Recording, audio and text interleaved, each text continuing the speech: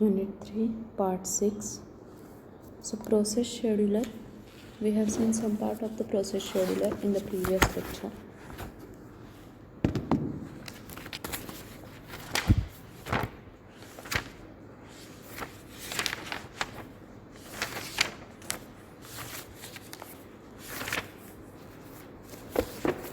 So, the process scheduler schedules different processes to be assigned to the CPU based on particular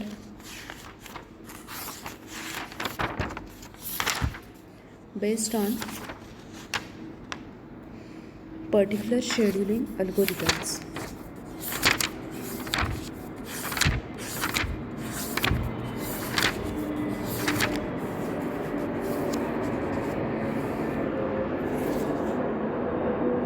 So there are 6 popular process scheduling algorithms which we are going to discuss here.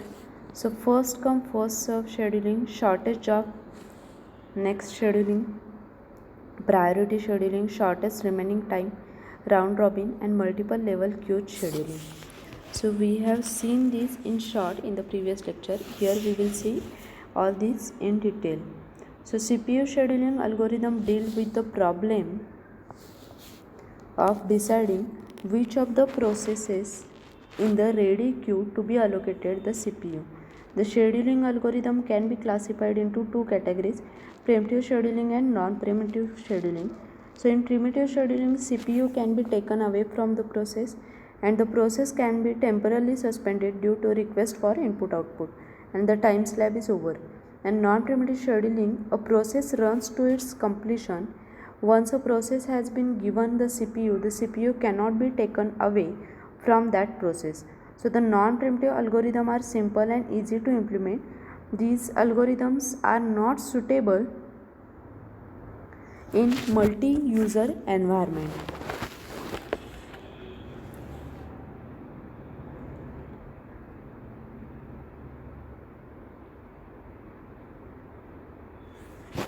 So the first come first serve, first one is the first come first serve.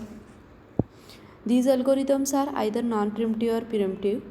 The non-preemptive algorithms are designed so that once a process enters the running state, it cannot be preempted until it completes allocated time. Whereas the preemptive scheduling is based on the priority, where a scheduler may a low priority running process any time when high priority process enters into a ready state.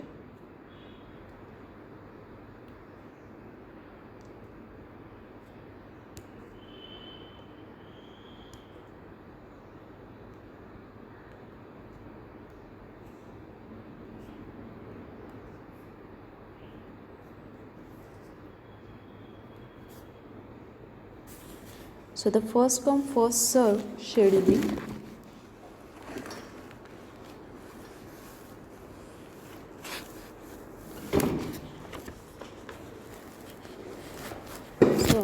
here the jobs are executed on first come first serve basis.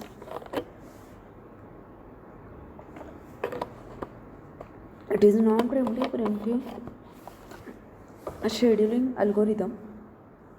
It is easy to understand and implement.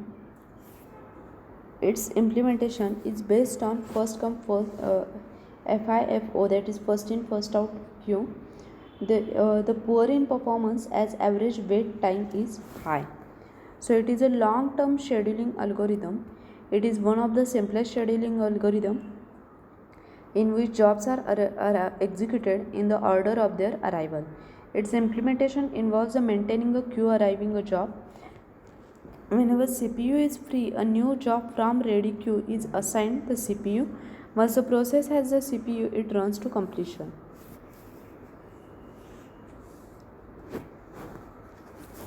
So this diagram shows the process, arrival time, execute time, and service time.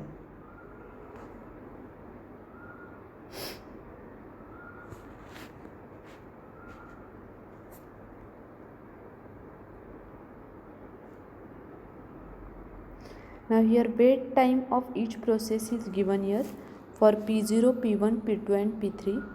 So wait time can be calculated by service time minus arrival time. So here arrival time is given and service time is given. So we can calculate the wait time, and average wait time is the addition of all these divided by 4. So this is average wait time.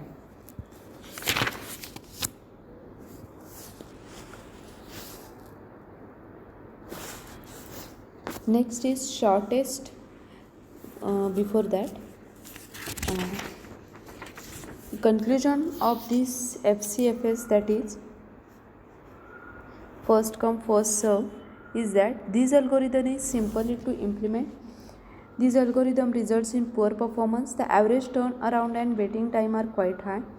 It meets the fairness criteria of scheduling, and this algorithm cannot be used in time sharing system where it is important that each user gets a share of CPU at regular interval. It is not desirable to allow one process to keep the CPU for a long time.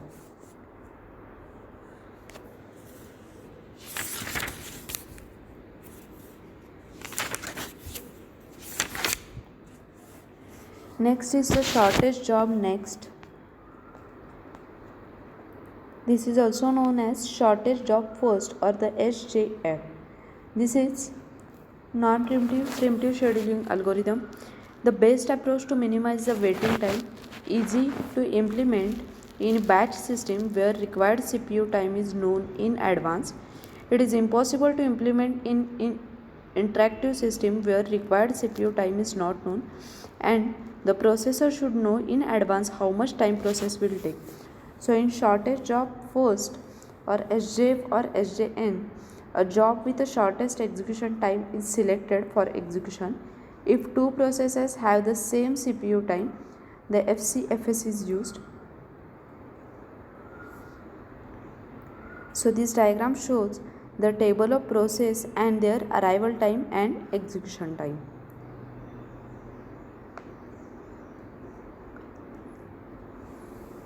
And the next diagram shows the waiting time of each process, which is calculated here. So waiting time can be calculated by using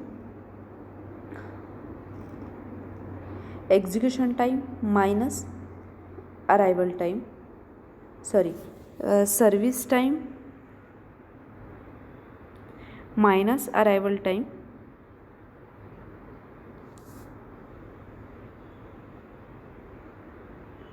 and the average wait time is the addition of all these waiting time divided by 4. So SJF algorithm is an optimal scheduling algorithm in terms of minimizing the average waiting time and the average turnaround time. This algorithm does not guarantee a fairness. If shorter jobs keep joining the ready queue, then relatively longer job may have to wait infinitely. The optimal performance of the SJF scheduling is dependent upon future knowledge of the process or the job behavior. It is very difficult to estimate the exact CPU time requirement of a job or the process.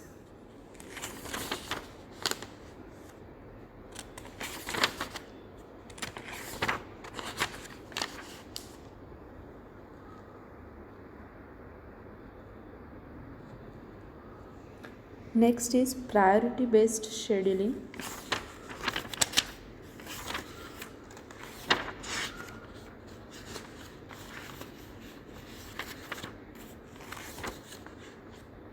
So the priority scheduling is non-preemptive algorithm and one of the most common scheduling algorithm in batch system. Here each process is assigned a priority. The process with highest priority is to be executed first and so on. The process with same priority are executed on first come first serve basis. Your priority can be decided based on memory requirement, time requirement, or any other resource requirement.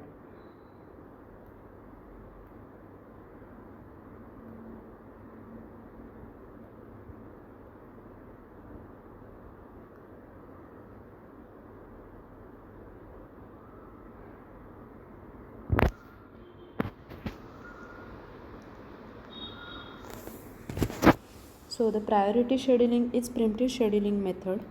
Each process is assigned a priority Among the runnable process, one with the highest priority is allowed to run first. To prevent the high priority process from waiting indefinitely, the scheduler may decrease the priority of the currently running process after every time slab. So it is often necessary to group of processes into a priority classes. The round robin scheduling is used within each priority class. So this diagram shows the table of process, their arrival time, execution time and the priority. So here we are considering 1 is the lowest priority. So 3 will be the highest priority. So waiting time is calculated by taking the difference between the service time and the arrival time, and average wait time is also calculated here.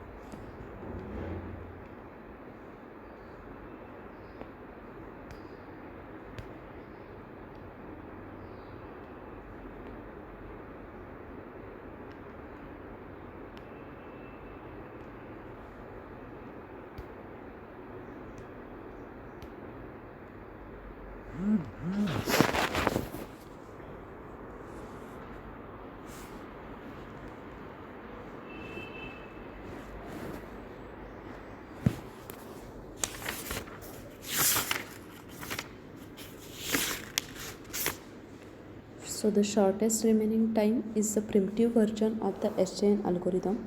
Here the processor is allocated to the job closest to the completion, but it can be preempted by a newer ready job with a shorter time to completion.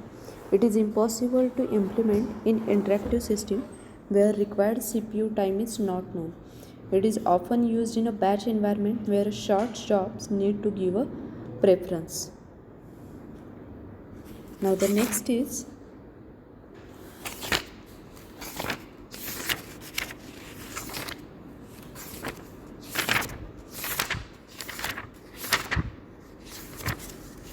round robin scheduling.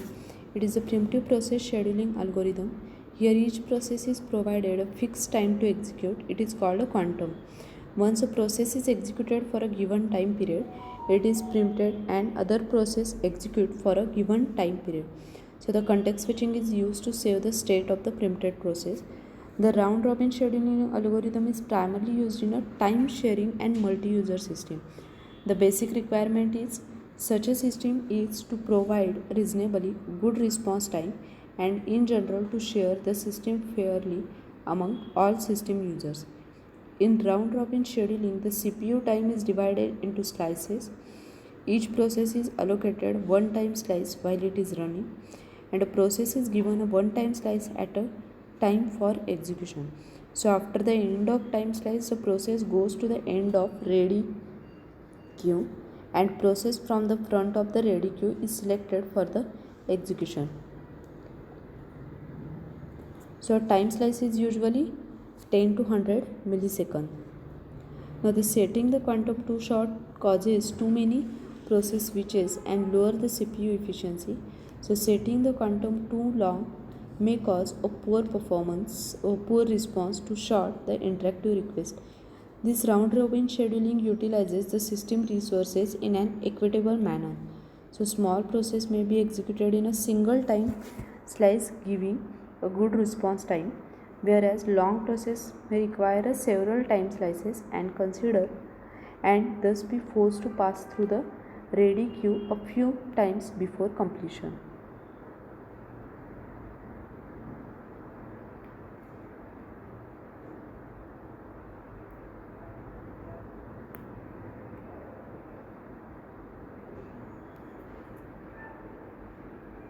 So this table shows the wait time of each process.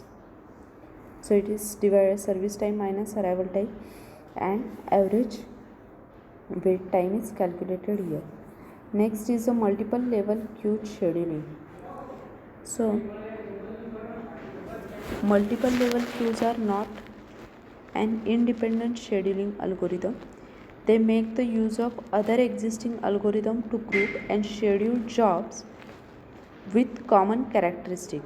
The multiple queues are maintained for the process with common characteristic. Each queue can have its own scheduling algorithm. The priorities are assigned to each queue. For example, the CPU bound the job can be scheduled in one queue and all input output bound jobs in another queue. The process scheduler then alternately selects the jobs from each queue and assign them to the CPU based on algorithm assigned to the queue.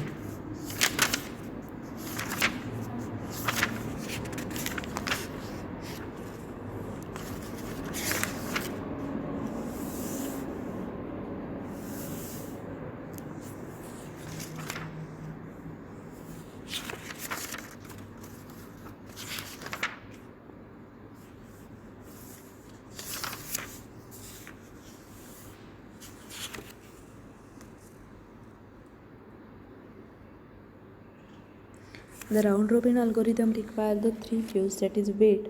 Wait means the queue of new or the arriving jobs. Ready means queue of ready job, and finish is the queue of executed or the finished job. So the job enter the ready queue from the wait queue after arrival time is less than equal to current time.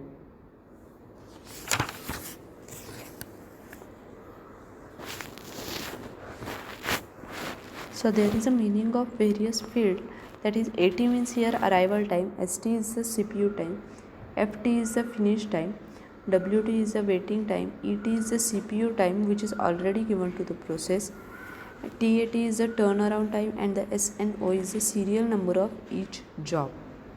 So the variable elapsed gives the current time and the initial time is always taken as a 0.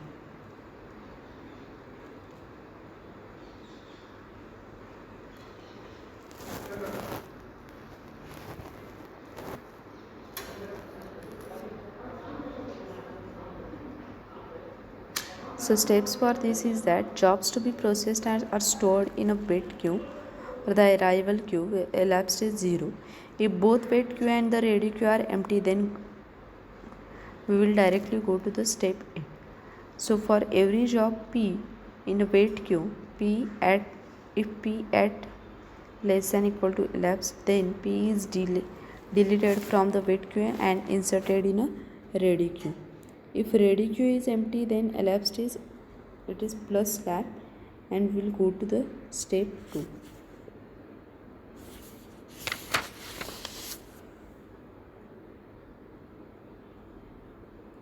Then the next step is the process P is selected from the ready queue for the execution. Next step is for every job P1 in a wait queue. If P1 it is less than equal to elapsed, then P1 is deleted from wait queue and inserted in a ready queue. Next process is if the process P has run to its completion, then We will go to step 4 and generate report, and the last step is the stop.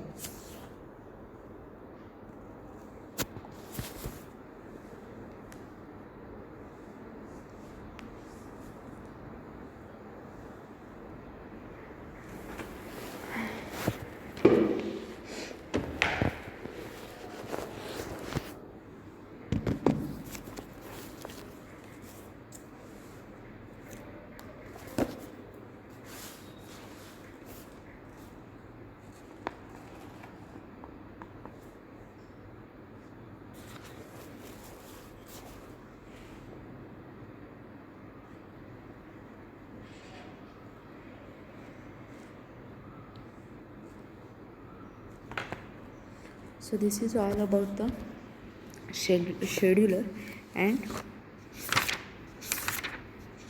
this is all about the process, scheduler and the scheduling methods.